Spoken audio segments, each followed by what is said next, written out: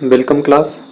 Last video में हम लोगों ने ऑक्सीडेशन रिडक्शन चैप्टर को डिस्कस किया था और यहाँ पे हम लोगों ने सीखा था कि कैसे ऑक्सीडेशन नंबर हम लोग फाइंड कर सकते हैं। आज हम लोग उसी के आगे डिस्कस करने वाले हैं, क्योंकि लास्ट वीडियो में जहाँ से हमने छोड़ा था कि फ्रैक्शनल ऑक्सीडेशन नंबर, ठीक है, कुछ ऐसे कंपाउंड होते हैं जिनमें एलिमेंट्स के ऑक्सीडेशन नंबर फ्रैक्शनल देखने को मिल जाते हैं। जैसे मान लो बोल दिया कि Br3O8, इसमें आपको ब्रोमीन का ऑक्सीडेशन नंबर फाइंड करना है। तो कैसे फाइंड करेंगे? तो वही पुराना मेथड कि सबका अलजेब्रिक सम कर लो, वो टोटल 0 होता है, ठीक है। जिसका भी फाइंड करना है उसको एक्सलेट कर लो ऑक्सीजन की जगह, क्योंकि ऑक्साइड ही इसमें होते हैं। अभी स्ट्रक्चर से भी पता चलेगा, बना के दिखा देंगे। तो कितना हो जाएगा 3x, ये कितना हो गया -16 इक्वल टू 0। 16 उधर ले गए तो प्लस के हो गए, और ये 3 उधर जाएंगे तो हो जाएंगे 16/3। तो इसमें देखो Br3O8 में Br का ऑक्सीडेशन नंबर जो आया है वो +16/3 आया है। तो इसका मतलब ये हुआ कि इसमें जो 3 ब्रोमीन है, उन तीनों ब्रोमीन पे जो ऑक्सीडेशन जो स्टेट होगी उसकी वो +16/3, +16/3 और +16/3। लेकिन अगर इसके स्ट्रक्चर की बात करें तो देखो कैसा स्ट्रक्चर होगा। 3 ब्रोमीन है और कितने ऑक्सीजन है 8। तो कैसे डिवाइड करेंगे सबके साथ? 1 2 3 4 5 6 7 8, ठीक है। तो इसके साथ double bond double bond double bond, इधर भी डबल बॉन्ड बना दो, ठीक है। और यहाँ पे इनके बीच में सिंगल बॉन्ड रहेगा, ठीक है। ये है इसका स्ट्रक्चर, ठीक है। कैसे बना है अगर नहीं समझ में आ रहा है तो फिर हम लोग जब स्ट्रक्चर वगैरह पढ़ेंगे वहाँ पे ये चीज़ें सिखाएंगे, ठीक है। बैलेंसी वगैरह जब पढ़ाएंगे। तो अभी देखो यहाँ पे एक नज़र में तो तुम्हें देखने में ये लगेगा कि सब पे कितना है +16, ठीक है। लेकिन असल में ऐसा नहीं होता है। ये वाले जो ब्रोमीन होते हैं, जो बाहर साइड वाले होते हैं, इनका ऑक्सीडेशन नंबर +6 होता है दोनों का, और इसका होता है +4, ठीक है। अगर तीनों को ऐड करोगे तो 16 हो जाएगा, अपॉन 3 कर दो तो इक्वली डिवाइड कर दिया था। इस हिसाब से जो आया था वो ऐसे निकल आया कि सब पे बराबर है। लेकिन जब इसका स्ट्रक्चर बनाओगे तो ये चीज़ें तुम्हें क्लियर हो जाएंगी कि सबका बराबर नहीं है, बल्कि इन दोनों का 6 जो स्टेट में है और ये जो है वो 4th ऑक्सीडेशन स्टेट में है। ऐसे ही कुछ और एग्जाम्पल हैं, जैसे C3O2, इसमें कार्बन का निकालने को बोलेगा। तो देखो निकालो 3C + 2O = 0। तो कार्बन का निकालना है, उसका एक्सलेट कर लो। इसका हो गया कितना -2। तो 3x = ये कितना हो गया -4, उधर ले गए तो +4। तो x = आ गया +4/3। तो इसका भी देखेंगे कि जो ऑक्सीडेशन नंबर आ रहा है वो कितना आ रहा है +4/3। यानी जो इसमें तीनों ऑक्सीजन कार्बन हैं, ठीक है, इन पे कितना होना चाहिए +4/3 +4/3, और तीसरे पे भी +4/3। ऑक्सीजन 2 हैं, ऐड कर लो। एक इधर लगा दो, एक इधर। बैलेंसी कार्बन की तो मालूम है 4 टेट्रावैलेंट होता है। तो कुछ ऐसा स्ट्रक्चर इसका बन जाएगा।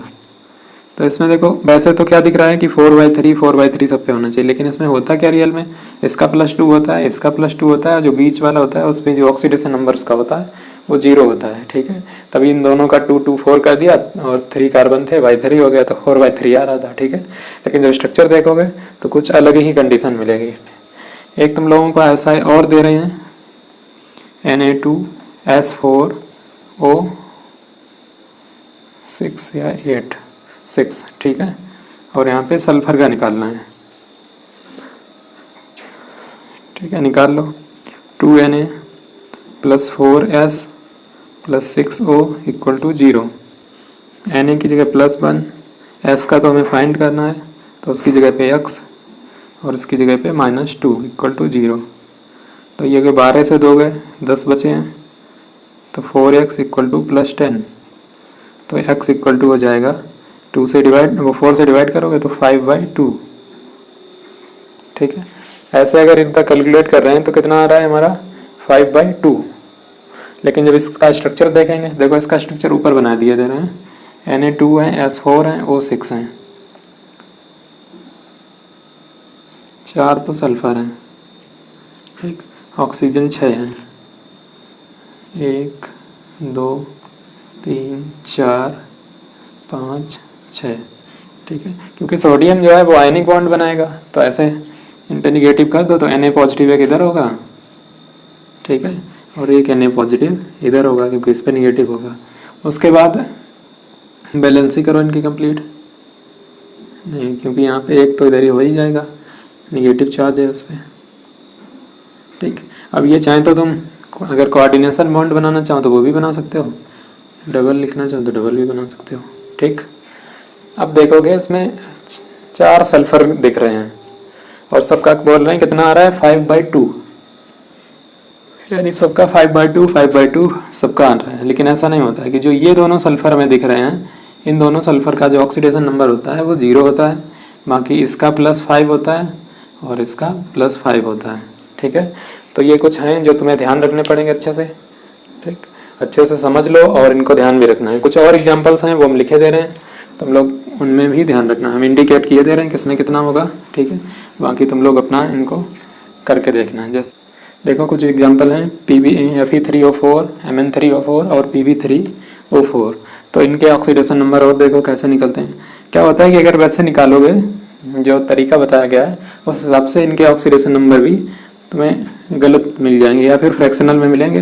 क्यों ऐसा होता है? क्योंकि जो Fe3O4 होता है इसमें 2 टाइप के ऑक्साइड होते हैं, एक तो FeO होता है फेरस ऑक्साइड और एक होता है Fe2O3।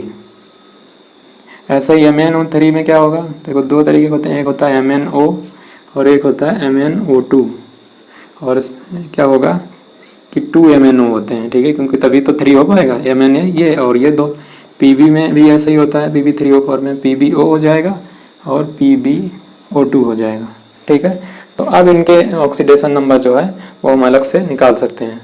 इसका +2 आएगा, इसका +3 आएगा, ठीक है, और इसमें भी इसका कितना आएगा +2, ये भी यहाँ पे 2 ही लेना पड़ेगा, ठीक है। और इसमें इसका आ जाएगा +4, इसका +2 और इसका आ जाएगा +4, ठीक है। ये सब चीज़ें वैसे भी हम काउंट कर सकते हैं इनका, इनमें Fe का फाइंड करना है, जैसे अभी हम लोगों ने तरीका सीखा है, जैसे Fe2O3 इसमें Fe का निकालना है तुम्हें, ठीक है। तो 2Fe + 3O = 0, तो 2Fe की जगह रख दिया x, इसकी जगह रख दिया -2 = 0। ये हो गया कितना, 3 दूनी 6, दूसरी तरफ ले गए +6, तो x = +3। तो यहाँ पे ऐसी कोई दिक्कत नहीं है, बस इनके ये पार्ट तुम्हें मालूम होते तो फिर ये तुम आसानी से कर पाते। एक इसका एग्जांपल और भी है, ठीक है, वो कुछ खास है, Na2H2O3, ठीक है। अब इसमें तुमसे पूछेगा कि सल्फर का बताओ ऑक्सीडेशन नंबर, ऐसे फाइंड करोगे तो फिर तुम्हारा जो होगा कितना आ जाएगा, देख लो निकाल के। 2Na + 2S + 3O = 0, इसका हो जाएगा +1, 2 इंटू इसका हो जाएगा x और इसका हो गया -2 = 0। ये हो गया 3 दूनी 6, 6 में से 2 हो गया, कितना बचे 4, दूसरी तरफ ले गए +4 हो गए, तो x = आ गया +2। ऐसे तो सल्फर का +2 आ रहा है, ठीक है, और समझ भी नहीं पाओगे कि गलत आ रहा है, क्योंकि उस हिसाब से तो इतनी ज़्यादा वैल्यू भी नहीं इसकी आ रही। तो हम क्या करेंगे, क्योंकि ये वास्तव में ऐसा होता नहीं है, ठीक है, क्या होता है वो देख लो, Na2H2O3, ठीक। अगर हम क्या करें कि इसकी रिएक्शन करा दें सल्फ्यूरिक अम्ल के साथ, तब हमें पता चल जाएगा कि इसमें कितने टाइप के सल्फर उपस्थित हैं। यहाँ से बन जाता है सोडियम सल्फेट Na2SO4, ठीक है, सल्फर बनता है और SO2 बन जाती है, ठीक है, और कुछ बनेगा H2O + H2O भी बन जाएगा, तो इतना प्रोडक्ट बन जाता है। अब देखो यहाँ पे ये वाला सल्फर तो फ्री स्टेट में है, तो इसका कितना हो जाएगा 0। ये वाले सल्फर का कितना हो जाएगा +4 और ये वाले +2। तो अगर बहुत ज़्यादा ध्यान देंगे तो यहाँ से एक बात और देखने को मिलेगी कि ये H2SO4 से सल्फेट निकला, वो सोडियम के साथ गया, तो इसका मतलब ये वाला जो सल्फर है हमारा वो इसका सल्फर नहीं है, ठीक है, क्योंकि इसके पास 2 सल्फर हैं, तो एक सल्फर ये है, एक सल्फर ये है। इसका मतलब इसमें जो 2 सल्फर हैं, एक की वैल्यू 0 है और एक की वैल्यू जो है वो +4 है। तो ये ध्यान रखना, यहाँ पे जो सल्फर हैं उनमें एक सल्फर जो है वो 0 है और दूसरा सल्फर जो है वो +4 है, ठीक। तो ये चीज़ अगर ध्यान रखोगे तो गलतियाँ नहीं होंगी, ठीक है। कुछ और होते हैं, जैसे ऑक्सीजन के बारे में कुछ एग्जाम्पल और देख लो, जैसे KO2 पोटेशियम सुपर ऑक्साइड, ठीक। अगर इसमें तुमसे बोल दे कि पोटेशियम का निकालना है तो K+2O = 0 करोगे। अगर यहाँ पे तुमने -2 रख दिया ऑक्साइड की वैल्यू, तो ये वैल्यू जो होगी तुम्हारी कितनी आ जाएगी, -4, और उधर जाएंगे तो +4, तो ये चीज़ गलत हो जाएगी। तो हमें ये ध्यान रखना है कि जो ऑक्सीजन है, ठीक है, वो ऑक्साइड नहीं है, वो क्या है, सुपर ऑक्साइड। और अगर सुपर ऑक्साइड है तो फिर क्या हो जाएगा, K की जगह तो X लिख लो, और सुपर ऑक्साइड की जगह कितना रखे थे, -1/2, तो कितना हो जाएगा, 2 से 2 कैंसिल, -1 दूसरी तरफ गया तो +1 हो गया, ठीक है। तो ये ध्यान रखना कि सुपर ऑक्साइड के लिए वैल्यू -2 यूज करते हैं। तो ये पोटेशियम सुपर ऑक्साइड आ जाता है, ठीक है, एग्जाम्स वगैरह में, कॉम्पिटिटिव। उसके बाद एक तुम लोगों को जब लिखा रहे थे इसके रूल्स वगैरह, तो OF2 में बताया था कि अगर ऑक्सीजन का यहाँ पे तुम्हें लिखना है तो कितना रखना है, +2, नहीं तो निकाल के भी देख सकते हो ऑक्सीजन का। तो अगर 2F फ्लोरीन होता है -1, तो ऑक्सीजन की वैल्यू X सेलेक्ट कर लो, इसकी जगह -1 दोगे तो इधर हो गया +2। बताया भी था कि OF2 में ऑक्सीजन की जो ऑक्सीडेशन नंबर होती है वो +2 होती है, तो ये हमने रूल्स में लिखा दिया था। तो ये चीज़ें ध्यान रखना, ठीक है, बहुत अच्छे से।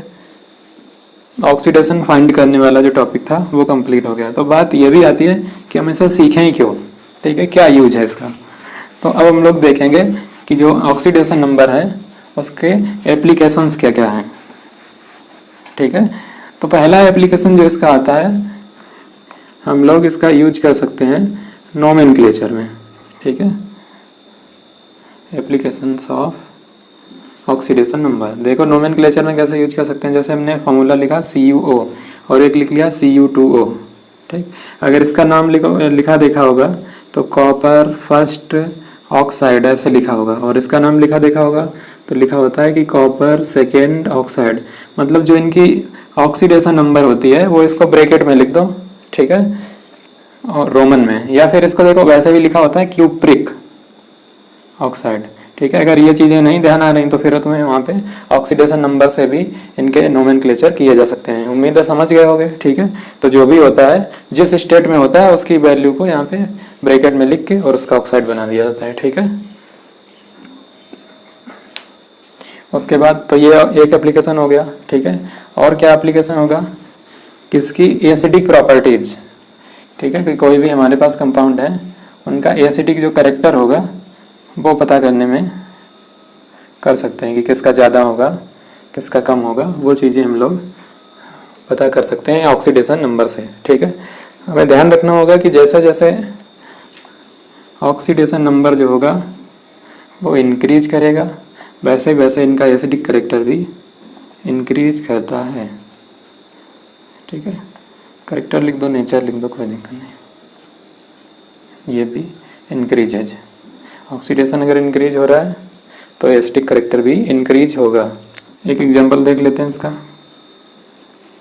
HOCl, HOClO, HOClO2 और HOClO3, ठीक है। ये सारे हमने इसके एग्जांपल लिख लिए हैं। अब इनके ऑक्सीडेशन नंबर निकालो क्लोरीन के, और उस हिसाब से इनका हम एसिडिक कैरेक्टर बता सकते हैं, ठीक है। बाकी किसी का चेंज नहीं हो रहा है तो क्लोरीन का जिसका चेंज होता है उसी निकाल लेते हैं। ये कैसे पता करते हैं किसका चेंज होता है, तो अभी हम बताएंगे कुछ चीज़ें, ठीक है। इसमें कितना निकलेगा इसका, 2 - +1, इसमें 2 दूनी 4, एक गया 3, डायरेक्ट निकालना सीखो सबके। 2 दूनी 4, 2 6, 6 में से एक गया 5, और 3 1 4 दूनी 8, एक गया 7, ठीक है। ये इनके ऑक्सीडेशन नंबर आ गए। और तुमसे पूछेगा कि इनको एसिडिक कैरेक्टर के इंक्रीजिंग ऑर्डर में लिखना है या डिक्रीजिंग ऑर्डर में लिखना है, तो सबसे ज़्यादा इसका होगा, ठीक है। तो यही इनका जो होगा इंक्रीजिंग ऑर्डर हो जाएगा। तो इस टाइप से हम किसी भी कंपाउंड के एसिडिक कैरेक्टर निकाल के, ठीक है, ये तो ऑक्सो एसिड थे ना सब, तो ऐसे ही कोई भी होंगे तो उनको हम कर सकते हैं, ठीक है। वैसे कि एसिडिक कैरेक्टर के लिए और भी बहुत से फैक्टर जो होते हैं वो रिस्पॉन्सिबल होते हैं, लेकिन यहाँ पे ध्यान रखना है कि ऐसे भी हम लोग क्वेश्चन को कर सकते हैं। ऑक्सीडेशन नंबर की हेल्प से किसी भी रिएक्शन से हम लोग, किसी भी रेडॉक्स रिएक्शन से उनके ऑक्सीडाइजिंग एजेंट और रिड्यूसिंग एजेंट को हम लोग फाइंड कर सकते हैं, या ऑक्सीडाइजर रिड्यूसर को फाइंड कर सकते हैं। जैसे कोई हमने एक इक्वेशन लिख ली, HgCl2 + HnCl2 एरो Hg2Cl2 और SnCl4। ठीक, यहाँ पे Hg का निकालोगे +2 आएगा, Sn का निकालोगे वो भी +2 आएगा, Hg कहाँ पे आएगा +1। ठीक है, और इसका आ जाएगा +4। तो ध्यान से देखोगे कि जो मरकरी है यानी Hg, उसका ऑक्सीडेशन नंबर देखो पहले कितना था +2 और अभी कितना बचा है +1, यानी डिक्रीज कर गए, 2 से 1 बचा है। तो जब डिक्रीज होगा तो तुम लोगों को मालूम हो, शुरुआत में ही एक बात बताई थी कि अगर ऑक्सीडेशन नंबर इंक्रीज करता है तो क्या होगा, ऑक्सीडेशन, और ऑक्सीडेशन नंबर डिक्रीज करता है तो क्या हो जाएगा रिडक्शन। तो ये रिडक्शन हो गया, और इसमें देखो कितना हुआ +2 से +4 हो गया, तो इसमें क्या हो गया, इसमें हो गया है ऑक्सीडेशन। ठीक है, और जिसका रिडक्शन होता है वो होता है ऑक्सीडाइजिंग एजेंट, और जिसका ऑक्सीडेशन होता है वो होता है रिड्यूसिंग एजेंट। ठीक है, क्योंकि ये खुद तो रिड्यूस हो रहा है लेकिन जो दूसरा है उसको इसने ऑक्सीडाइज कर दिया है। ऐसे ये खुद तो ऑक्सीडाइज हो रहे हैं लेकिन इसने क्या किया, इसकी वजह से दूसरा जो था वो रिड्यूस हो गया, तो इसी वजह से इनको ये सब बोल देते हैं। तो इतना कंप्लीट हो गया। अब हम लोग नेक्स्ट जो टॉपिक पढ़ेंगे उसमें पढ़ेंगे कि कैसे हम लोग रिएक्शन को आयनिक से मॉलिकुलर रिएक्शन बनाते हैं या मॉलिकुलर से आयनिक रिएक्शन बनाते हैं, और उनको बैलेंस कैसे करते हैं। ठीक है, तो बैलेंस करने के हमारे पास मेनली 2 मेथड हैं, ऑक्सीडेशन नंबर कॉन्सेप्ट है और आयन इलेक्ट्रॉन मेथड। दोनों मेथड पढ़ेंगे। ठीक है, बहुत अच्छा मेथड है और आसानी से हम लोग उन्हें सीख भी लेंगे। ठीक है, थैंक यू।